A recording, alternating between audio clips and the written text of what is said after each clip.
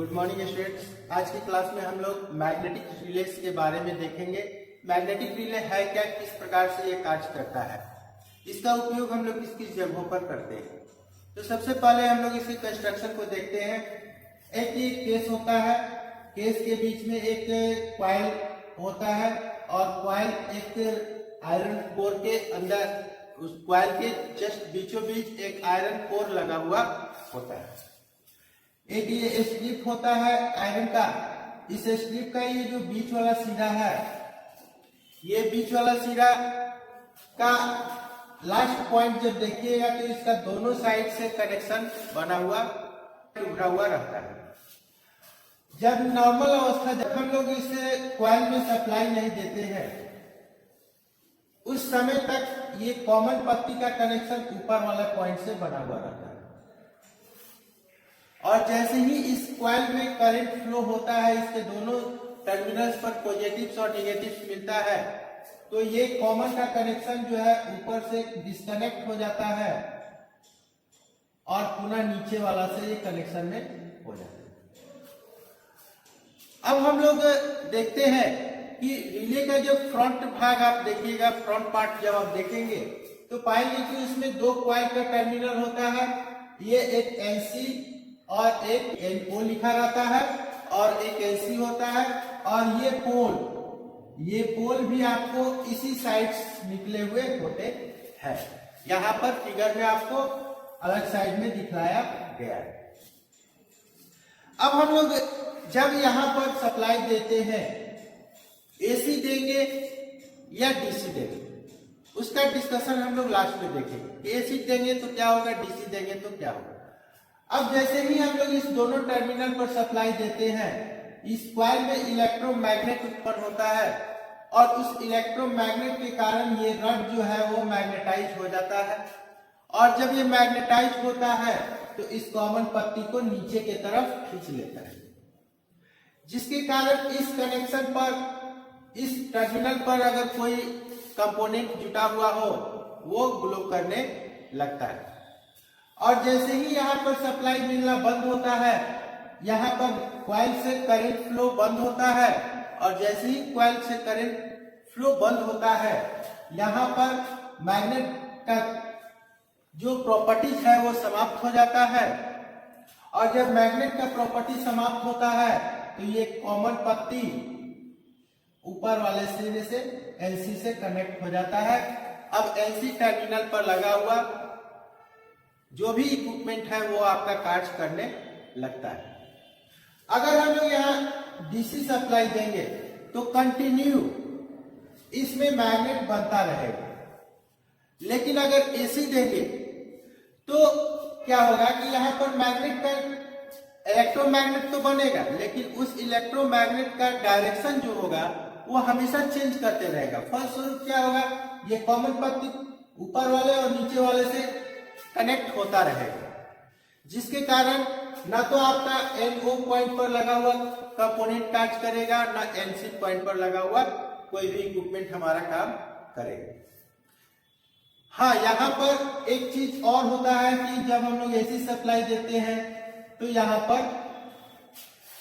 इससे एक चरचराहट का आवाज, एक चार्पिंग आवाज उत्पन्न होता है और उस चार्पिंग आवाज को हम लोग बेल के रूप में यूज कर सकते हैं। यह जो रिले होता है यह वोल्टेज के अनुसार मार्केट्स में उपलब्ध होता है। 6 वोल्ट, 12 वोल्ट, 9 वोल्ट, 18 वोल्ट, जैसा आपका सप्लाई वोल्टेज है, जितना वोल्ट आप सप्लाई उस सर्किट्स में यूज कर रहे हैं उसके अनुसार आप इस रिले का यूज कर सकते हैं। अभी हम लोगों ने देखा, जैसे आपको एक चीज दिखला देते हैं कनेक्शन, जैसा कि आप यहाँ पर देख रहे हैं, ये 2 बल्ब हम लोग यूज किए हुए हैं।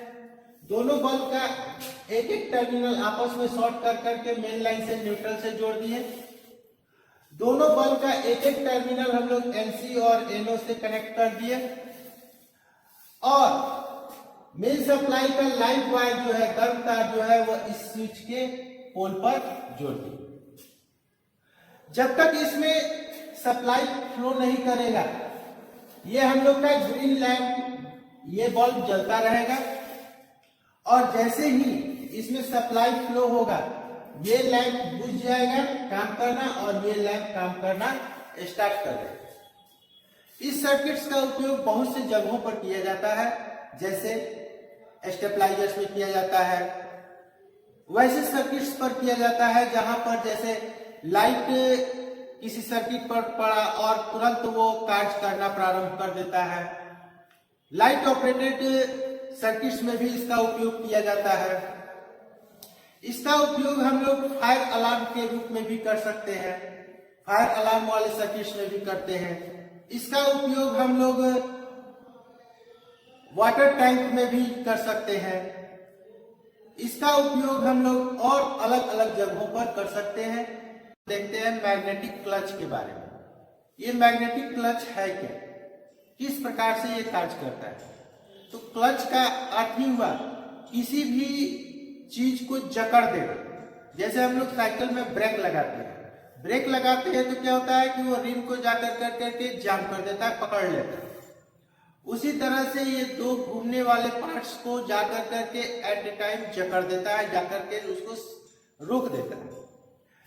इसमें भी हम लोग इलेक्ट्रोमैग्नेट का यूज करते हैं।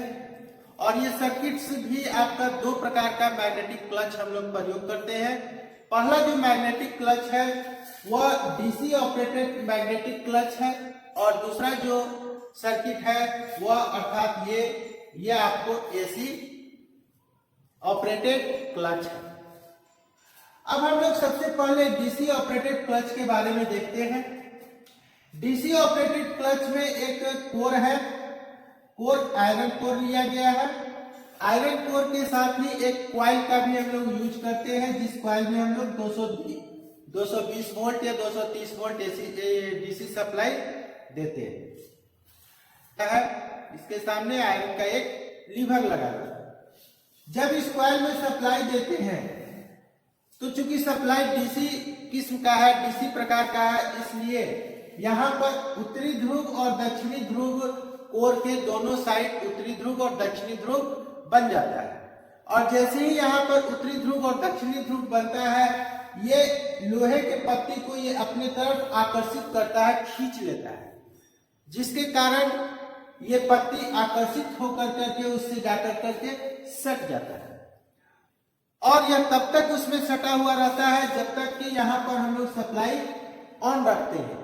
जैसे ही इसका सप्लाई ऑफ करते हैं, पुनः यहाँ पर मैग्नेट खत्म हो जाता है और ये लीवर अलग हो जाता है।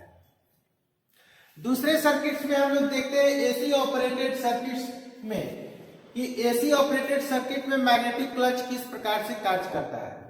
इस सर्किट्स में हम लोग देख रहे हैं कि दो लैमिनेटेड कोर यूज किए गए हैं, ए और बी पार्ट।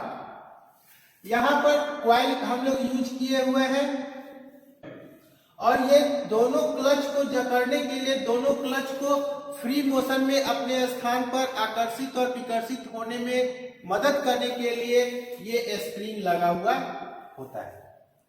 जब हम लोग एसी सप्लाई इस कॉइल में देते हैं दोनों सिरे पर, तो चूंकि एसी सप्लाई का पॉजिटिव और निगेटिव हम लोग का हमेशा चेंज होते रहता है। 50 बार ये पॉजिटिव होता है और 50 बार निगेटिव होता है एक सेकेंड में।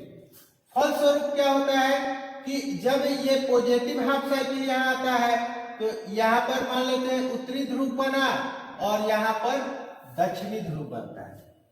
ये जैसे ही उत्तरी ध्रुव और दक्षिणी ध्रुव बनता है, ये पत्ती जो है लीवर का लेमिनेटेड कोर पत्ती जो है आपस में सट जाता है।